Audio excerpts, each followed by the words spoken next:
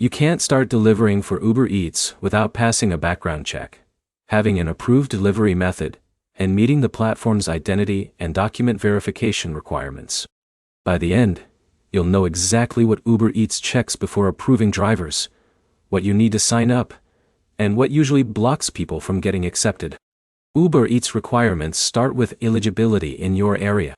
The app doesn't operate under one universal rule set. Requirements can change depending on your country and city, so the first step is always checking what delivery options are available where you live. In most areas, Uber Eats requires you to be old enough to legally contract with the platform and to have valid identification. That usually means a government-issued ID that matches your account details. Next is your delivery method. You need access to a way to complete deliveries, and Uber Eats supports different options depending on location. That can include a car, scooter, bicycle, or even walking in some cities. The important detail is that your vehicle type has to match what Uber Eats supports in your area. Not every city allows every option. Then comes the background check. Uber Eats runs a screening process before approving drivers. This typically reviews your driving record if you're using a motor vehicle, and also checks your criminal history. If anything in your background doesn't meet their standards, your account won't be approved. After that, you need a smartphone that can run the Uber Driver app. This is where all orders, navigation, and delivery tracking happen. Without it, you can't complete trips or receive requests.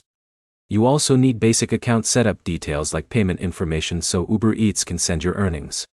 Once you're approved, the system is what determines whether you actually get orders, but approval itself is based only on meeting these entry requirements. A lot of people get stuck not because they fail one big requirement, but because their documents don't match, their vehicle type isn't supported locally, or their background check has an issue that takes time to clear.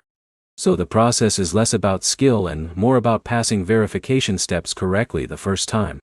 Quick recap. Uber Eats requires identity verification, a supported way to deliver, a background check, and a working smartphone. Approval depends on your local area rules and document accuracy. Next step. Before signing up, check your city's delivery options inside the Uber Driver app so you don't submit documents for a vehicle type that isn't supported. If you want more breakdowns like this, like the video and subscribe.